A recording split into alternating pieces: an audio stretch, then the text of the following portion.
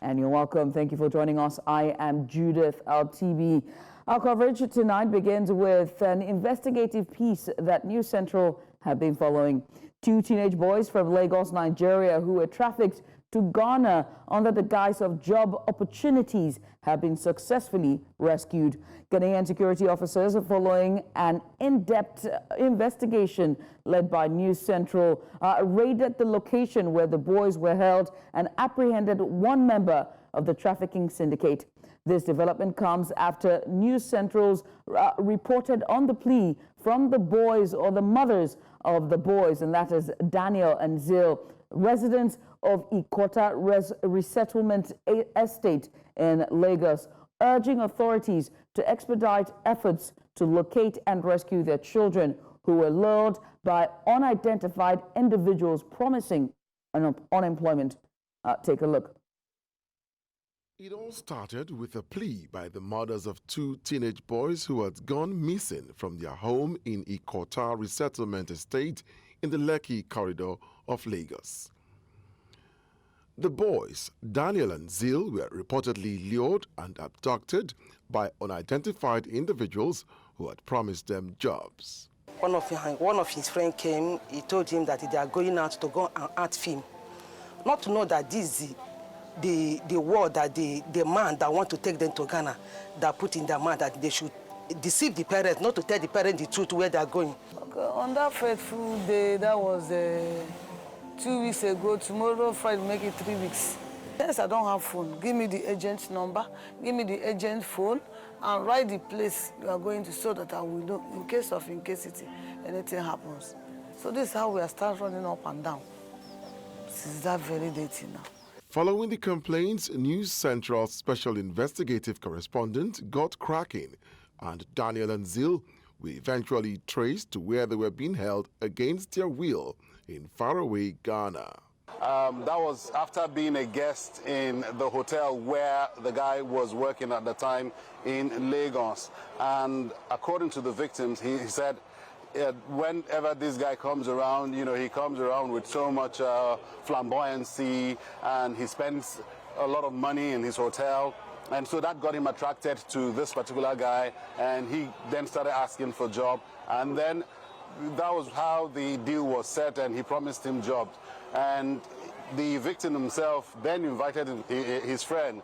It was from Zil to Daniel. But all we know is that from that day that they left their homes in the guise of going to get the job, they found themselves in Ghana. They have said also from the messages we've had from them earlier that they were blindfolded before they got to the location where we rescued them from. News Central secured the collaboration of Ghanaian Police Service to rescue the boys from their captors. In the process, 2 of those involved in the syndicate holding them captive were arrested by the Ghana Police Service. A total of 5 boys, 4 Nigerians and 1 Ghanaian were freed from the abductors. The boys narrate their harrowing experience. I wanted to go back home. Because you told him you wanted to go back home. How long have you been here? It's over a month now. Over a month now. Victims with us here. We have 5 people rescued. The Ghanaian police have been very, very fantastic and hospitable. These are the victims that we've rescued so far. These are their bags that they came to Accra with. This is Zil, Daniel, Zil, and what's your name? Ezekiel, Bright, and Victor. And they are all adults, 18 years and above. So that's the development. We also have 2 culprits in detention that were apprehended. One of them on the location, at the location where we discovered these guys, while the other one, we had to meet him up at a different location. They are both in detention right now. For the families of the 2 boys abducted from the Ikota Resettlement Estate, especially their mothers, it was unbridled joy and thanksgiving for their rescue. Very, very excited, very happy. I'm more than happy. In fact, it's a great honor. The police people, they did a lot of things. In fact, they're beyond and my expectation. What do you feel? How did I feel? I'm overwhelmed. I thought the government. So what to advise other parents? I'm so happy. Like now, my brain is now set. To give us mental stress. Ah, God. Everything else was not just in peace. This one here, this one here, this one here, this one here. Everyone was just start hard. We're very, very happy. For now, the police in Ghana will push with their investigations, and hopefully the kingpins behind this sad tale will be brought to book. In Lagos for News Central, I am Chooks Ene. News Central's Marshal Onya was with the Ghana Police Service when they rescued the missing boys, and they captured what the boys had gone through. In a region in Ghana where the boys were kept, and we followed the case up when their parents called us, and we did that report on the Nigerians who were abducted and brought to Africa in Accra, Ghana, and subjected to some inhuman treatment, and then eventually forced to carry out some nefarious fraudulent activities online. And in collaboration with the Ghanaian police who led us to this place, we eventually rescued the victims. This house is where they were kept. If you can come along with me, I'll just show you. This building is occupied by the man whom they know as chairman, and he kept the boys here. Let's just go inside and I'll show you the rooms where these boys were kept. And they had several laptops, computers, internet, access to the internet, and were carrying out several nefarious activities online.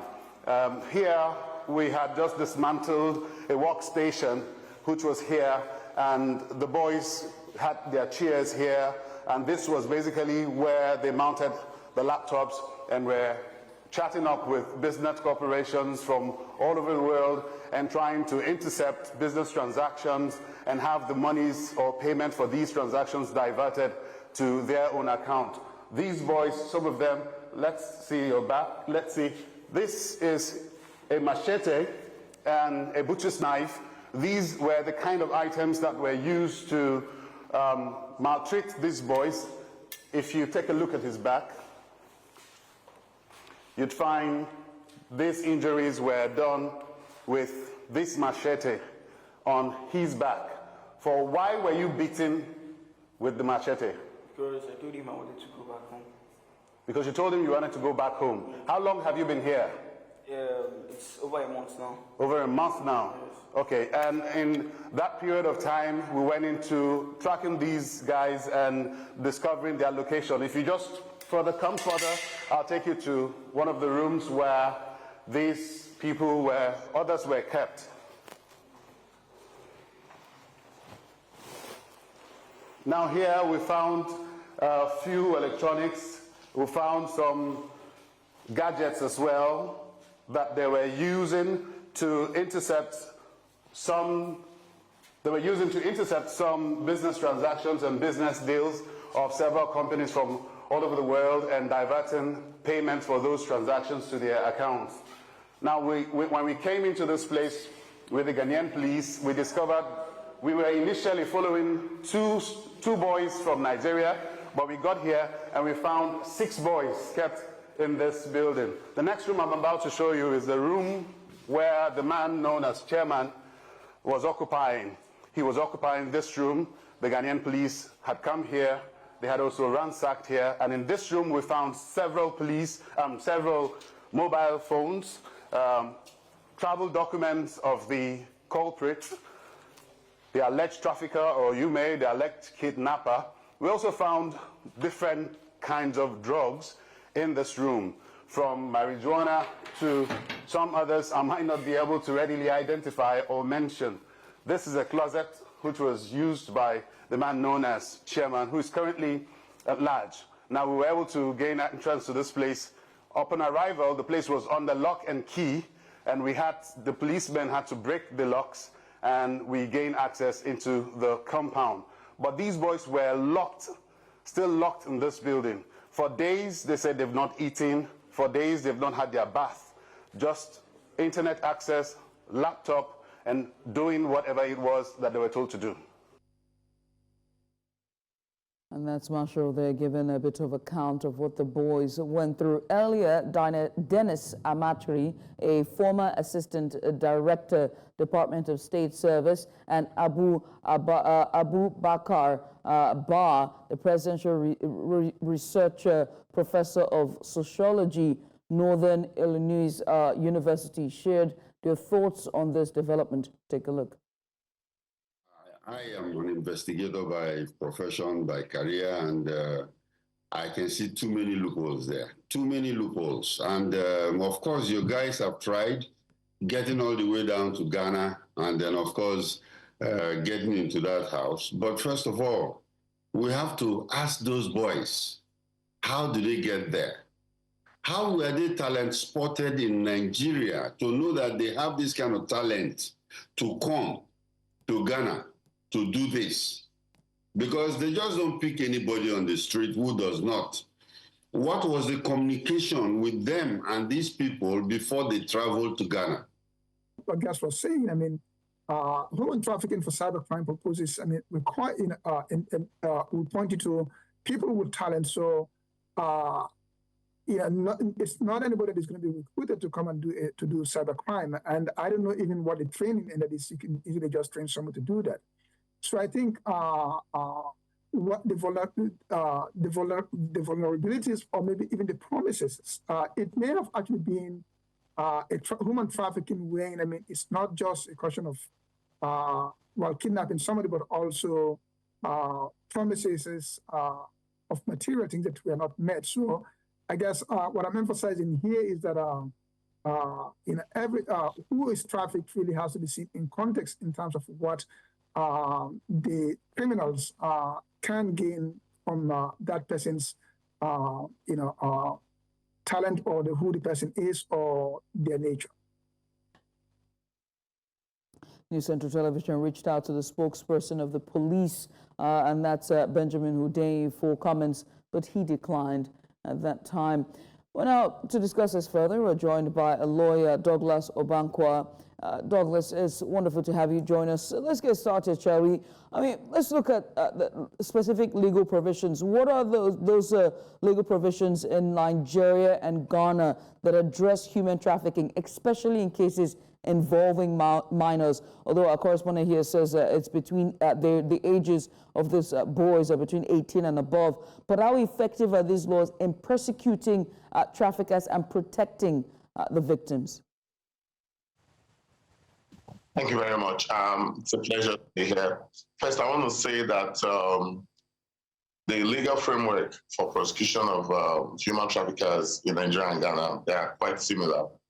They are particularly being, they're being regurgitated by global international best practices and some kind of international protocols that have been signed by both countries.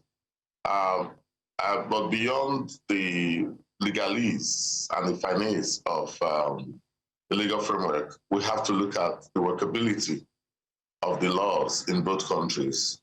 I went on a little bit of a research on the legal framework in both countries, and I came up with very interesting perspectives, particularly because both of them are being, there's a little bit of the United States Department for Justice, and also the United States Department for State Department. They're both like watchdog on what happens in both countries, and it does appear as if they did a very damning revelation of what happens in both countries.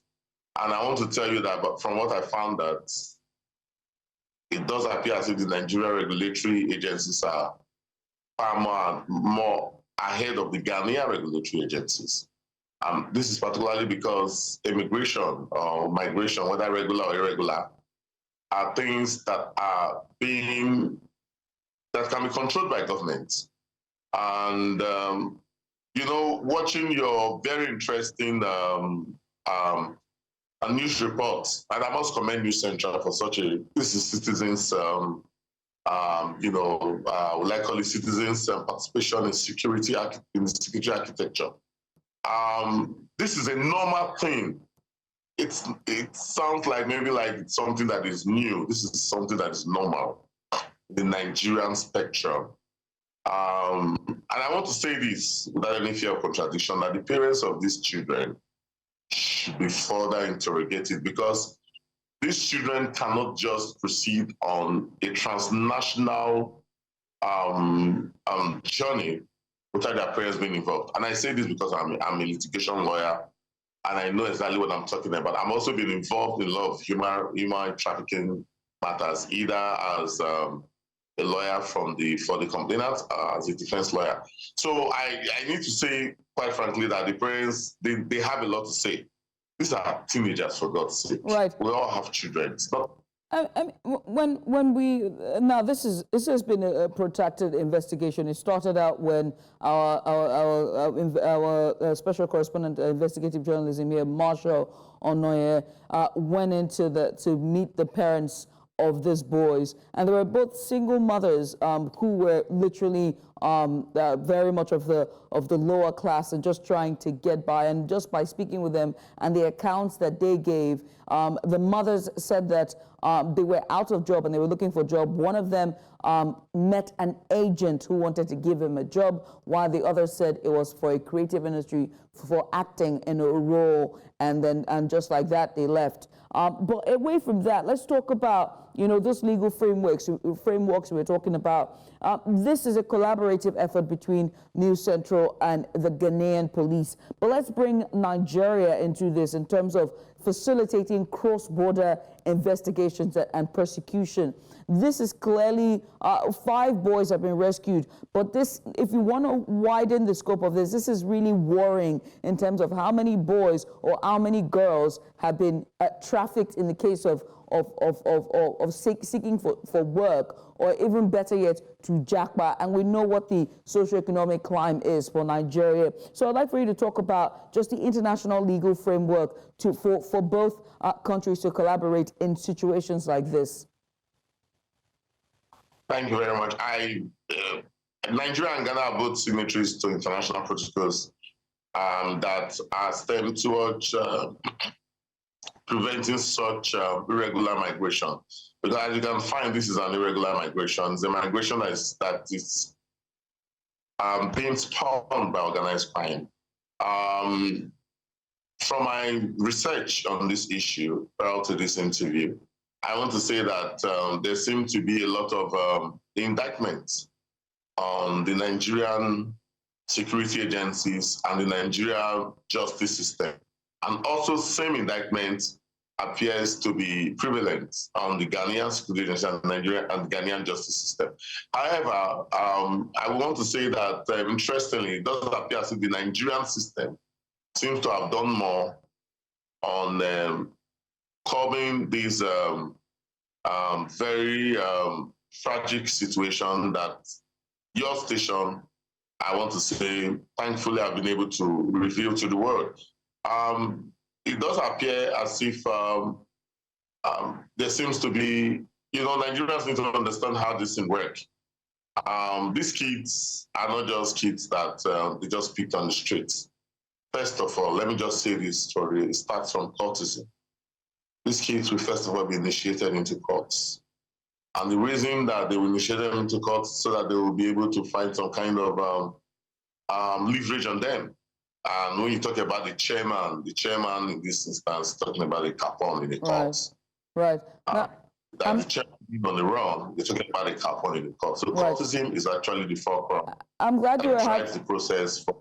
I'm glad you're talking a bit more about this case, because I'm just being informed that we have our correspondent who's joining us live now. We're going to cross over to Ghana, where New Central Special Investigative Correspondent Marsha Onya is standing by for more on this, to give us more information. But Marsha, it's good to have you. Thank you so much for joining us. What new information do we have on the successful rescue of the boys?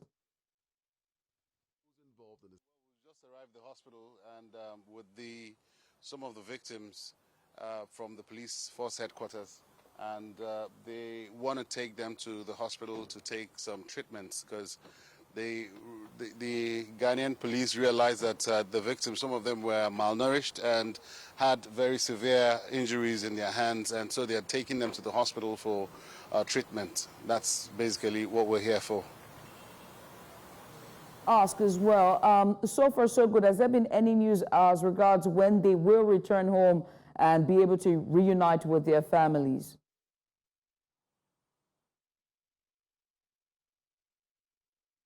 Yes, they would have to be processed. There are procedures to follow. Haven't, rescued them. The Ghanaian police are aware that their parents are waiting on the other side of the border, hoping to welcome them back. But back here in Ghana, there are procedures that, would lead up to them being returned home after being rescued. I mean, more importantly, everyone is very curious about this so-called chairman. Who is he? What do we know about this person at this time?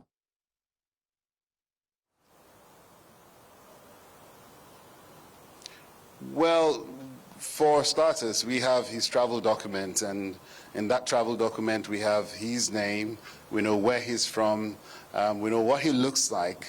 It's a very essential. We know what he looks like, and we do know that the police would be putting out an APB on him, and hopefully they would be on his trail, and hopefully they apprehend him. Now, I mean, Marshall, I was talking to our lawyer here earlier, and he was saying that oftentimes when they refer to someone as chairman, there seems to be some sort of court, and there's an initiation process going on. Or, I mean, besides that, what have you heard from the boys regarding the chairman? Have they spoken about, their relationship with him, and why do they refer to him as chairman? Yes, Chairman. Well, I'll be taking that question while we walk to the ward where the boys are supposed to be admitted, if you don't mind. Well, he's referred to as the chairman because that's what he's commonly referred to by all the victims he's holding, or in his holding, or under his holding. And we do know that he is the boss of the syndicate that that particular unit is under. And we know that he is the person who is in charge of the funds. The monies come to his account. Right there at the station, after the rescue mission, several interrogations went on, and we also discovered that several monies had come. They had come into some monies in the course of 2-3 weeks ago. One of the guy whom we apprehended was said to have huge amount of money in his account, and they're looking into all of that. So for why he's the chairman, of course, certainly because he's the boss of that particular syndicate that was busted today. All right. Well, Marshall, I must say thank you. I can see you're very busy there. I'm going to let you go. Are we going to the ward? Okay. So we're going. I just hope you still have us. Are we still live with you? Oh, yes. We are with us. Do you have anything for us? Because we want to let you go now. Okay, so I wanted to get to the hospital to ensure that, to show that they are being treated in the hospital. Remember earlier on, we did say that one of them had a fracture in his hand, and then the other boy had several injuries on his back inflicted on him with a machete.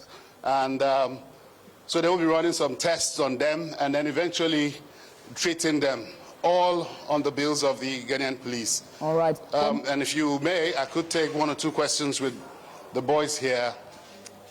Why is chairman referred to as chairman? I was asked that question, but I'm hoping that you could give a different narrative to that. We actually don't know, because when we got there, he said it was that we should be addressing him as chairman, and that was it, because he just said, okay, when we get to the house, we should be addressing him as chairman. And when was the last time you had your bath? Like 2 days ago. 2 days ago. And when was the last time you had a meal in that house? Also 2 days ago. Yeah, 2 days ago. Also, we've been hungry and stuff for like 2 days. So. And despite the starvation, you're expected to do what? We expect to continue to work for him. do those fraudulent activities for him and the rest. Okay, there you have it from one of the victims, Daniel, who was rescued today. Well, Marshal, might you have any other question for them? No questions at all. I'm going to let them go have their treatment, get a meal, have a hot bath, go to bed, and then tomorrow we go down this rabbit hole again. But once again, many thanks. Marshal Onya there, our investigative correspondent live in Ghana there, just giving us update on the boys that were rescued there in Ghana following them being trafficked from Nigeria, from their homes in Ghana. And also, I want to say many thanks to our lawyer who's been on standby, just helping us understand this when it comes to a legal framework and what possible legal redress is available for the victims, as well as prosecuting those when it concerns this cross-border human trafficking case. And that's Douglas Obakwa. Douglas, many thanks. We appreciate you for doing this with us. We're going to show a break and we come back on the other side. Coming up, federal government commits to full implementation of 70,000 naira minimum wage. We'll bring you the details. If you have just joined us, you are watching Tonight. A reminder of our top stories. Minimum wage, federal government commits to full implementation of 70,000 naira. And thank you for staying tuned. Thank you for staying tuned. Now let's continue with our news this hour. But this time, the Federal Capital Territory Police Command has confirmed that House of Representatives member, and that is Alex Ikwechegh, is being questioned at the Maitama Divisional Headquarters over an alleged assault. Ikwechegh, representing Aba North and South Federal Constituency, reportedly slapped a boat driver, Stephen Obuwashe, during a dispute over delivery fees. In a viral video, Ikwechegh allegedly threatened the driver, questioning if he knew, quote, who he was talking to, end quote, and claimed he could make him, I'm going to quote him here, disappear without consequences. Police spokesperson Josephine Ada stated that preliminary findings indicates that the boat driver was delivering a package when the altercation began. Now, FCT Commissioner of Police Tunji Disu has ordered a comprehensive investigation, pledging impartiality and appropriate action. Meanwhile, the Nigerian police force has issued a strong warning against using the Inspector General's name to intimidate others. Now, this response follows a viral video on X showing a lawmaker, and that's Honorable Alexander Ikwechegh, allegedly assaulting a commercial driver in Maitama, Abuja. Now, the police command confirmed on their X handle that they are aware of the incident and that an official report has been filed at the Maitama Divisional Headquarters. In their statement, the police acknowledged the confrontation between the boat driver and Honorable Alexander Ikwechegh on October 27th of 2024. They emphasized that the FCT command is actively handling the case and reminded the public that using the IGP's name to intimidate others undermines the officer's commitment to fairness. And now to labor matters.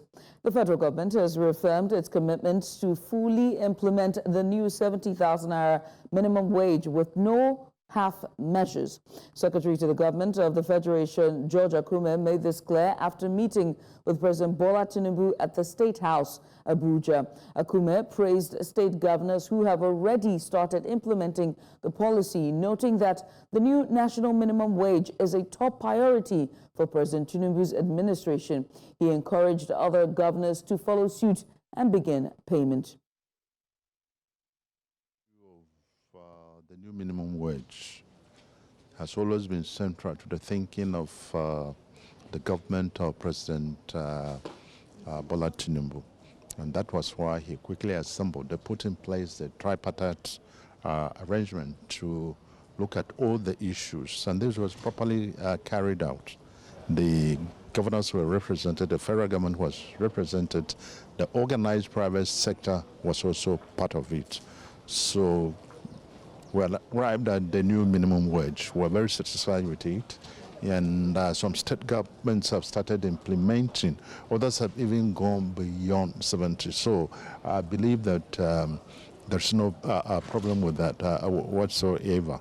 We applaud those who have started. Those who have not started, we just want to appeal to them to start the payment.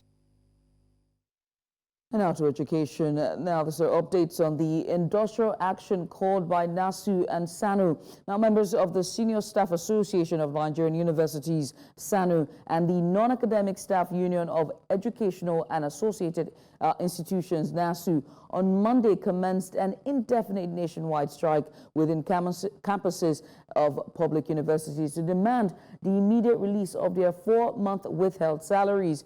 However, Nigerian students have lamented the effects of the ongoing strike by the union. News Central's Omolola Ololade was at the University of Lagos to monitor union member compliance and brings us this report. Take a look.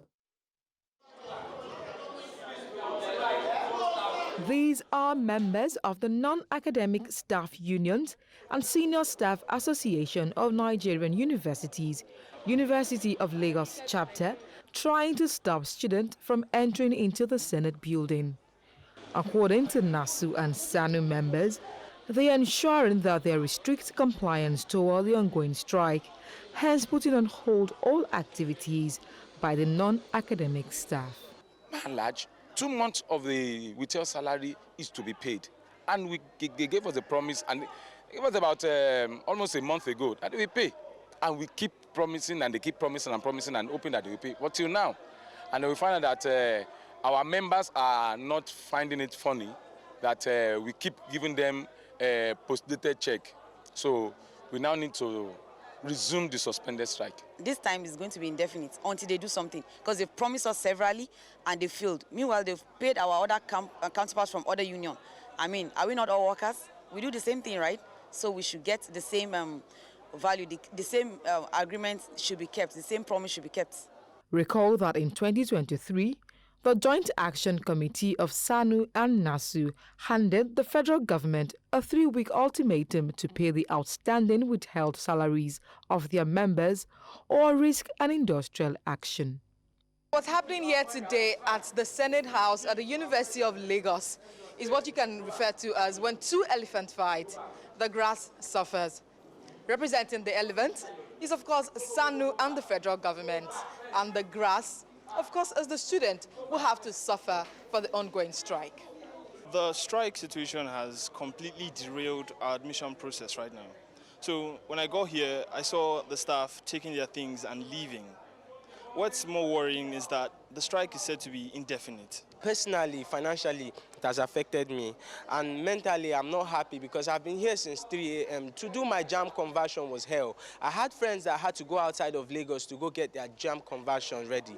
Me too, I had to wait 1 week to get it, and now this process again is about to take another 1 week. It's so sad. I wanted to submit for screening today, and that has really affected me because I have to go back home. Another money again, 3,000 naira, more than 3,000 naira to go back home. Transportation, everything. I didn't even eat before leaving the house because I wanted to do it fast and just go back. While students lament over the ongoing strike, SANU and NASU says there is no going back.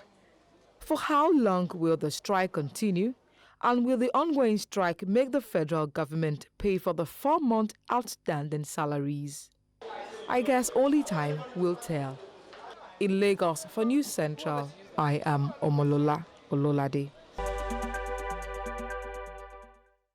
Botswana is gearing up for its general elections on October 30th, 2024, and the atmosphere in the country remains remarkably calm. With just a few days to go, local and international observers have expressed satisfaction with the electoral process so far. The ruling party will be holding its final rallies on Tuesday in a bid to win over voters. This election is significant as it will determine the composition of the 30th Parliament of Botswana and local councils across the country. So observation is that the environment is very calm. From this dialogue that we just had with listening from young people, I think it's going to be a very interesting election. It's from what we observe, there's enthusiasm to participate in the electoral process. And from our engagement with civil society, they have also indicated some preparedness of the civil society to participate, the voters to participate, and stakeholders that we have engaged with, the security sector, the IEC itself, and so forth. We see that there's some intensification of preparations to ensure that the Wednesday election goes smooth. So far we are kind of satisfied with the process, and we look forward to a completion of a satisfactory process. I would like to say that elections are generally not perfect anywhere in the world. There could be minor challenges in terms of the process itself, and for those who will be voting and taking part in this process should also have an understanding of that no process is flawless. Sometimes there are challenges that are encountered because these things are human, it's part of human effort, but what I see from what we have since we... Let's join our business desk now for today's business news.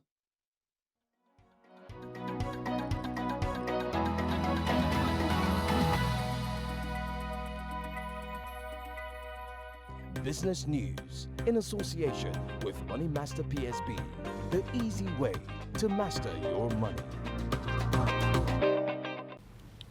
In business, the Central Bank of Nigeria has partnered with International Finance Corp to boost local currency financing and reduce foreign exchange risks for businesses. The IFC plans to scale up investments in Naira financing, targeting over $1 billion across key sectors like agriculture, housing, infrastructure, energy, and small enterprises. The deal aims to expand access to local currency funding, supporting economic growth and reducing dependence on foreign exchange.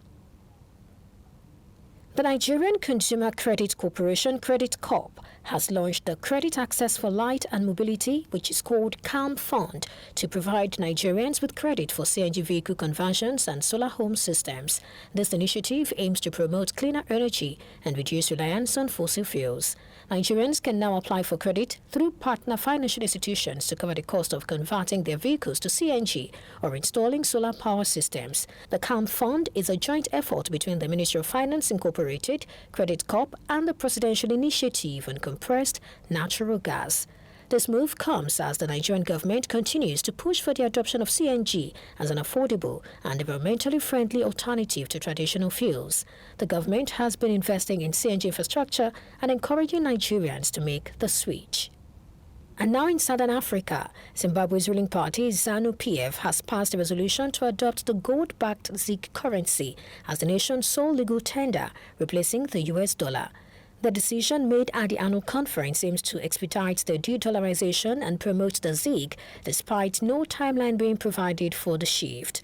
The ZiG, introduced in April, has faced challenges including a 43% devaluation in September, eroding public confidence and encouraging dollarization.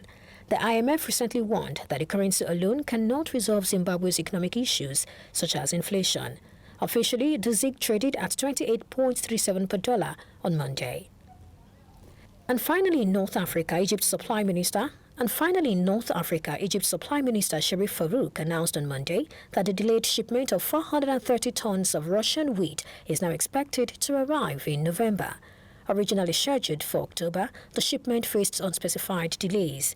The situation underscores challenges in securing wheat stocks, vital for Egypt as one of the world's largest importers, amid efforts to stabilize an economy recovering from a severe foreign currency crisis. Russia, the top global wheat supplier, has faced disputes over preferred trade partners in Egypt.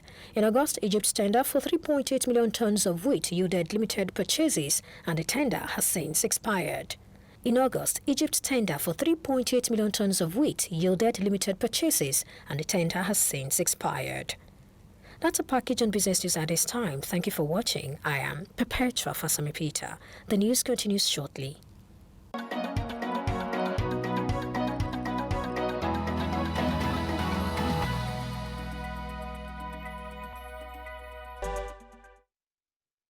Time for sports tonight. Nigeria's Ademola Lookman finishes 14th in the 2024 final Ballon d'Or rankings after an impressive football year. Opeoluwa Adebari tells us more. Take a look.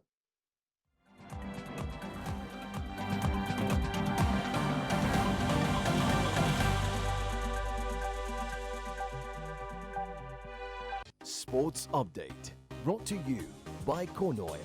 Corn Oil, we go the extra mile. Hello and welcome. This is Sports News. Super Eagles forward Ademola Lookman placed 14th in the final rankings for the 2024 Men's Ballon d'Or. He finished one spot ahead of Spain's Nico Williams and one behind Barcelona's Dani Olmo after the votes were counted. Lookman played a pivotal role in Nigeria's journey to a second-place finish at the 2023 Africa Cup of Nations and led Atalanta to Europa League glory, scoring a stunning hat-trick in the final against Bayer Leverkusen.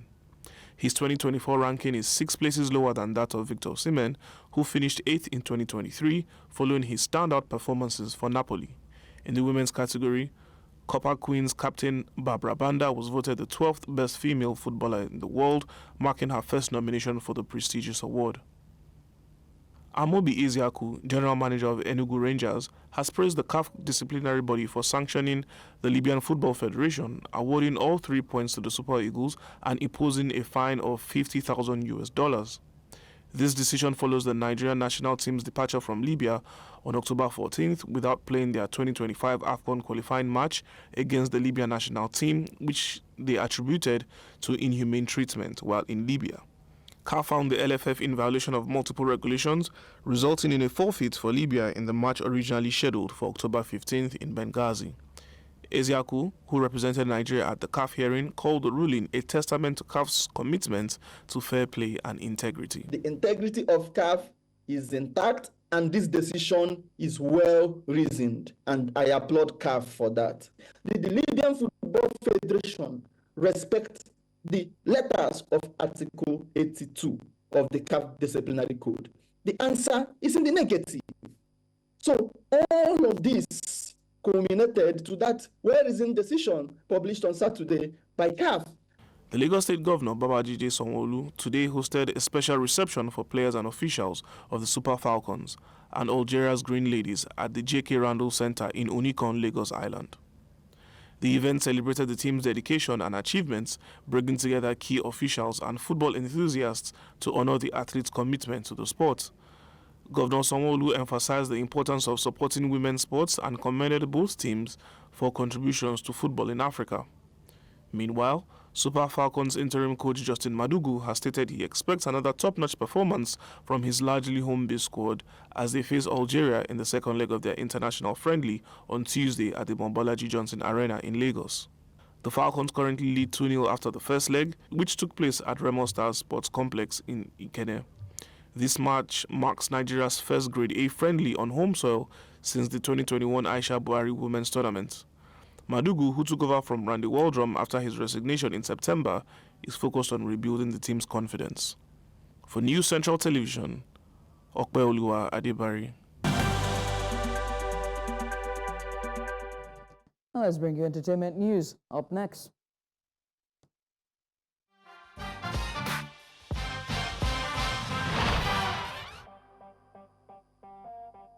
Entertainment news in association with Glow Unlimited.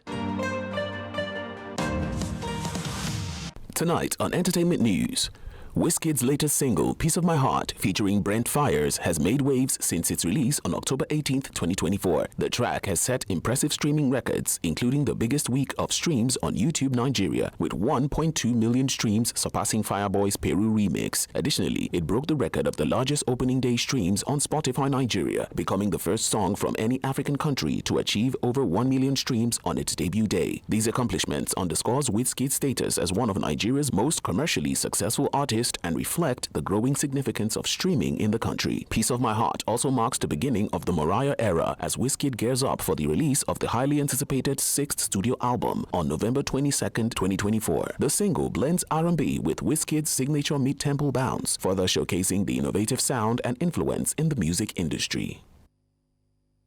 Just 6 months after Nicki Minaj claimed the title for the most platinum-certified hit among female rappers, Doja Cat has now matched her. According to the RIAA, Doja Cat's single Agora Hills and the chart-topping Paint the Town Red have received new certifications, with Hills earning 2 times platinum and Red achieving 4 times platinum. Additionally, Doja's latest album Scarlet has gone platinum, making it her 3rd consecutive album to reach the milestone. With these new certifications, Doja Cat now holds 25 gold single plaques, surpassing Nicki Minaj's previous record of 19 premium single records, tying with Nicki Minaj for the most among female rappers. These updates brings Doja Cat's total career single sales to 51 million in the US, placing her as the 2nd best-selling female rapper, just behind Cardi B's 58 million.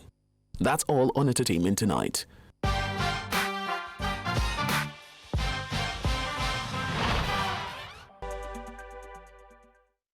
And that's all tonight. But before we go, let's take another look at some of the major stories. 2 Nigerian teenage boys trafficked to Ghana rescued. Rights Group warns states challenging the legality of the EFCC. They are undermining the fight against corruption. Police issues warning against use of IGP's name to intimidate others. Arrest lawmaker over assault on cab driver. Observers optimistic as Botswana remains calm ahead of elections. Now remember, they can watch News Central TV wherever you are. We are on DSTV channel 422. You can also find us on Star Times channel 274 or on Avo TV, or better yet, stream us live on YouTube. Many thanks for watching. I am Judith at TV. Good night.